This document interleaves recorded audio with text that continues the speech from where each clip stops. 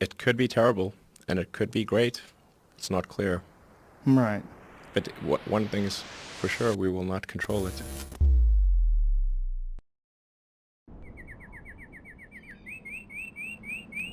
Go is arguably the most complex board game in existence. Its goal is simple: surround more territory than your opponent. This game has been played by humans for the past 2,500 years and is thought to be the oldest board game still being played today. However, it's not only humans that are playing this game now. In 2016, Google DeepMind's AlphaGo beat 18-time world champion Lee Sedol in 4 out of 5 games.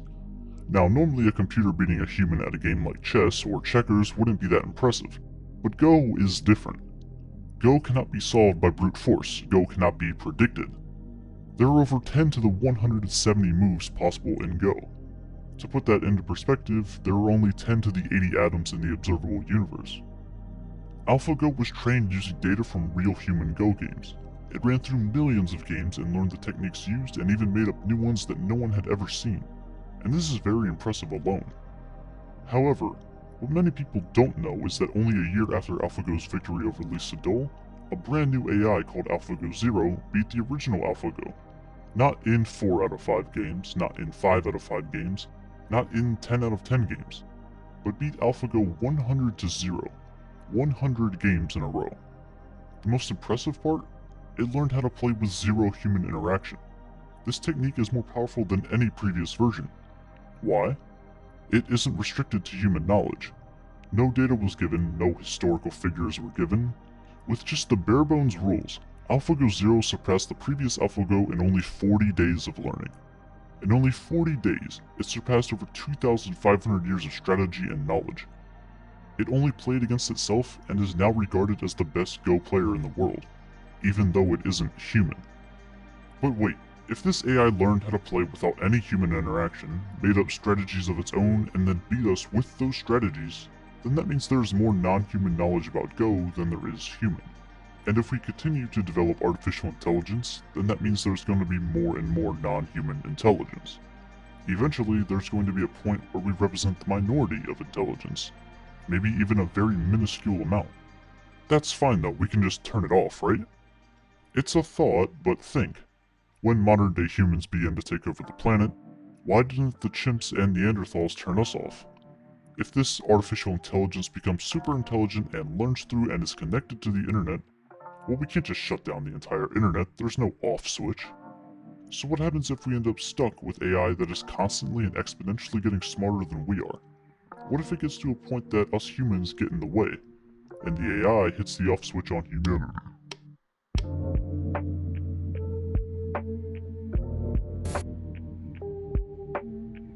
When people think of AI, they tend to think of super intelligent AI.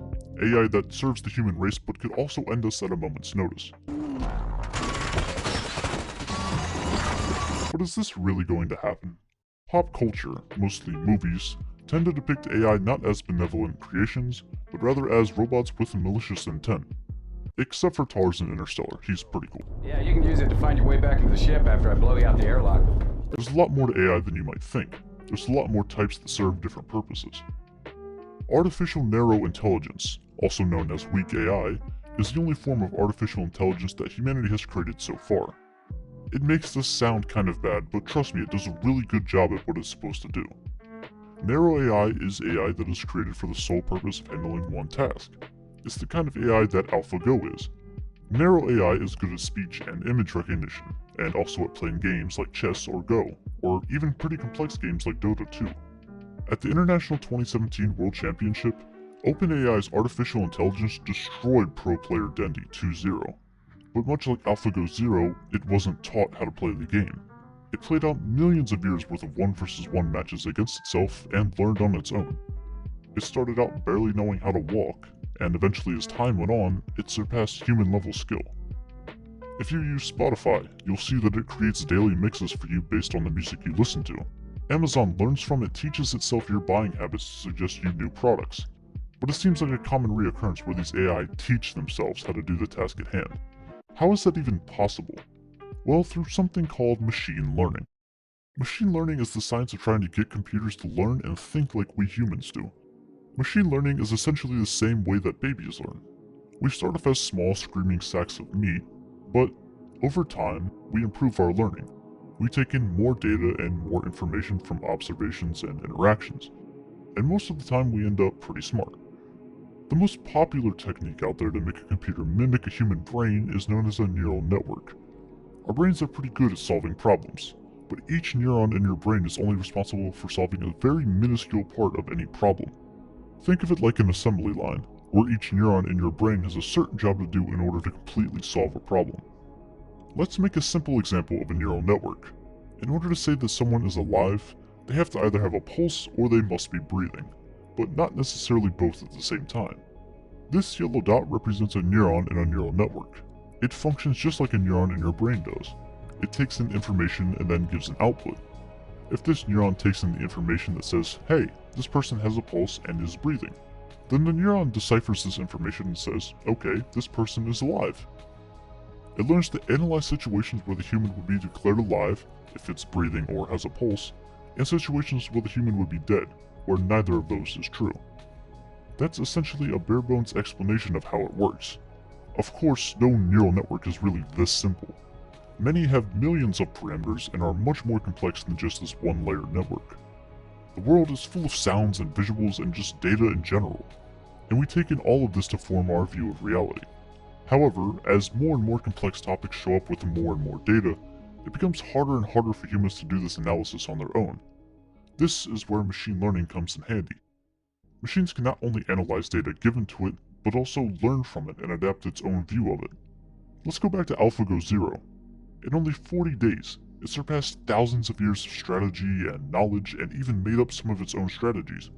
But how did it do all of this so quickly? Biological neurons in your brain operate at about 200 Hz. That's proved to be fine for us, but modern transistors operate at over 2 GHz, an entire order of magnitude faster. Those neurons in your brain travel through what are known as axons, and they travel at about 100 meters per second, which is pretty fast and gives us pretty good reaction time. But it's only about a third as fast as the speed of sound. Computers, however, can transmit information at the speed of light, or 300 million meters per second. So there's quite a big difference between our brain's capabilities and a computer's. In just 1 week, a computer can do 20,000 years worth of human-level research or simulations or anything it is trained to do. A brain has to fit inside your head. There's a limit to how much space it can take up. But a computer could fill an entire room or even an entire building. Now obviously weak AI doesn't require an entire server room to run. Like we saw with OpenAI, it only took a USB stick. But for more intelligent AI, it may require much more power. Artificial General Intelligence, or AGI, is AI with more than a single purpose. AGI is almost at or equal to human-level intelligence, and this is where we're trying to get to. But there's a problem. The more we search into it, the harder and harder it seems to be able to achieve. Think about how you perceive things. When someone asks you a complicated question, you have to sort through a ton of unrelated thoughts and observations, and articulate a concise response to that question. This isn't exactly the easiest thing for a computer to achieve. See, humans aren't able to process information at the speed of light like computers can, but we can plan things. We can think of smart ways to solve problems without having to brute force through every option. Getting a computer to human-level thinking is hard. We humans can create things, we invent things. We create societies and play games and laugh. These are all very hard things to teach a computer. How can you teach a computer to create something that doesn't exist or hasn't even been thought of? And what would be its incentive to do so? I believe AGI, or strong AI, is the most important artificial intelligence to be created, and here's why. Machine learning is exponential, meaning that it starts off rather slow, but there's a certain tipping point where things start to speed up drastically. The difference between weak AI and strong AI is millions of times larger than the difference between strong AI and super intelligent AI.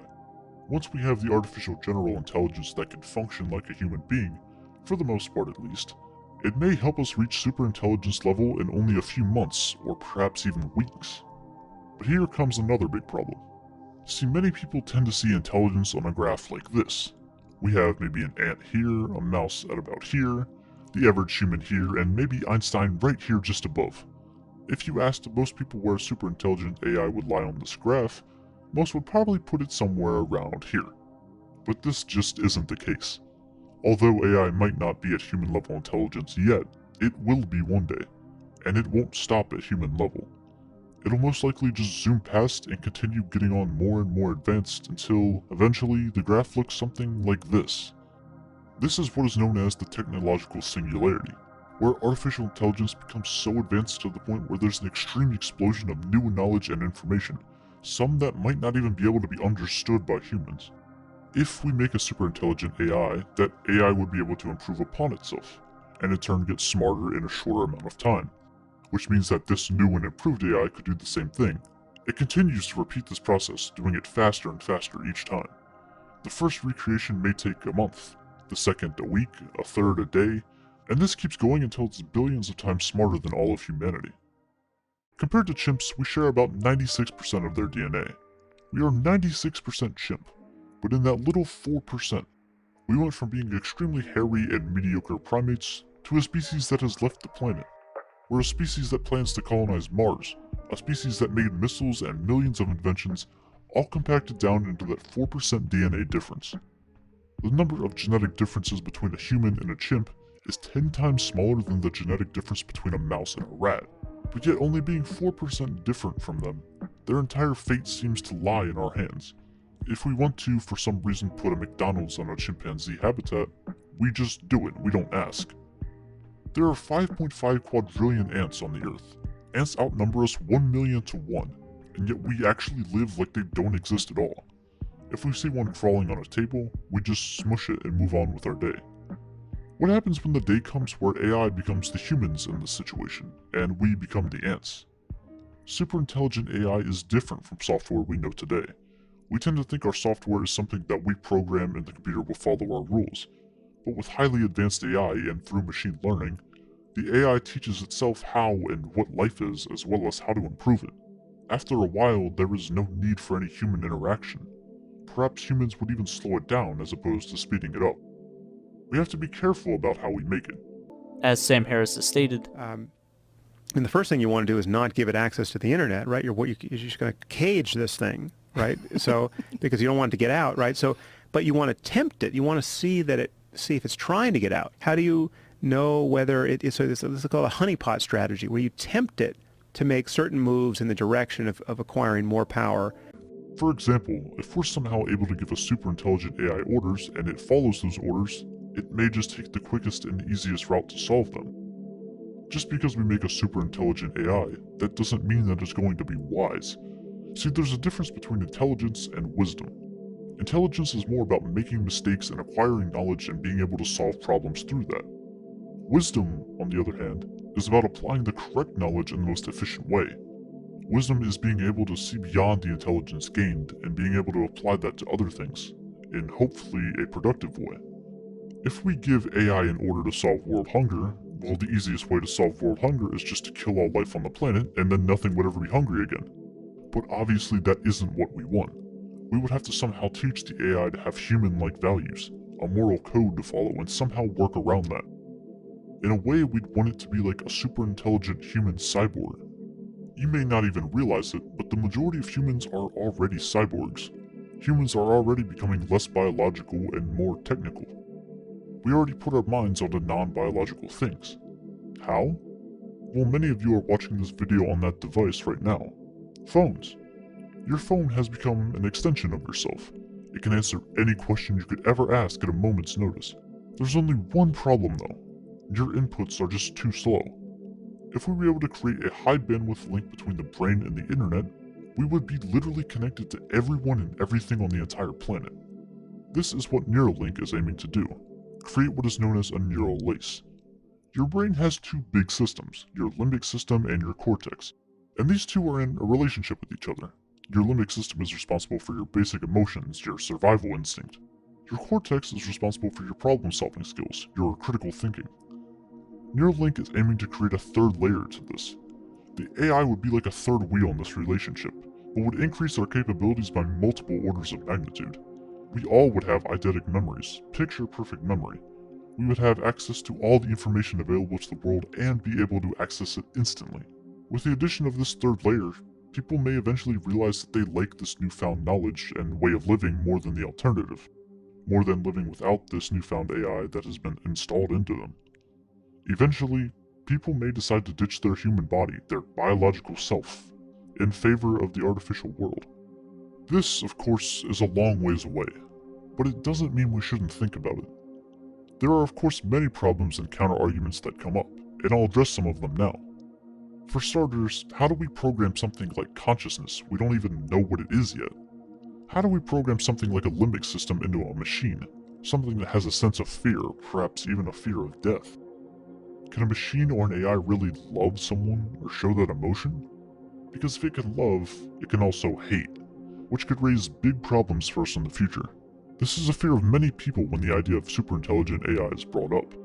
The biggest and most pressing question is, will it be pleasant or will it be hateful? Could it even be either of those things in the first place, and more importantly, is it even necessary? Sure, a superintelligent AI would have all the information in the world at its disposal, but then again, so do you and I.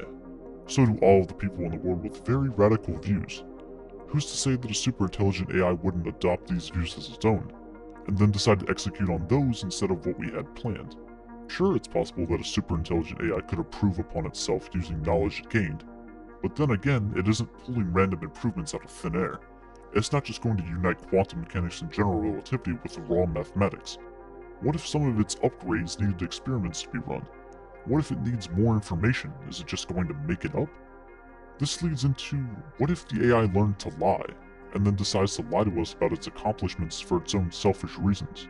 It's also possible that the progress of computing will slow down, and it looks like it already is. I mean, look at airplanes. In the past 100 years, we went from this to this. But like many things, there's a threshold that is hard to get past.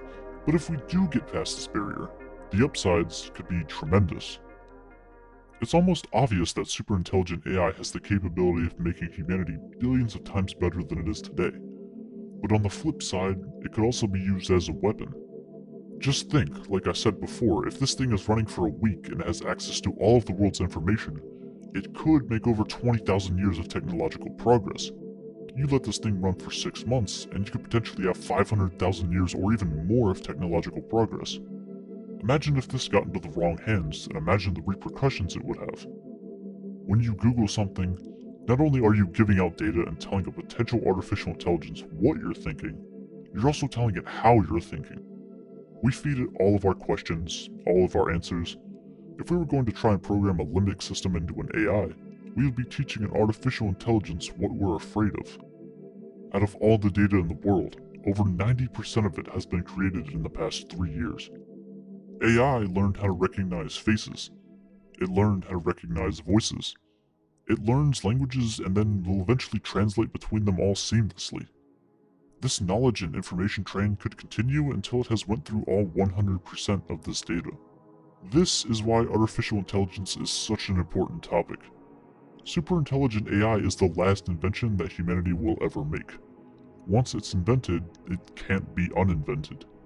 The technology and developments that could possibly turn the human species into immortal, godlike figures is coincidentally the same technology that could also cause the downfall of humanity. Many people are resistant to the AI because they fear it may have some of the negative traits that we humans do. It may be greedy, it may lie, it may be selfish, it may be rebellious, it may be short-tempered.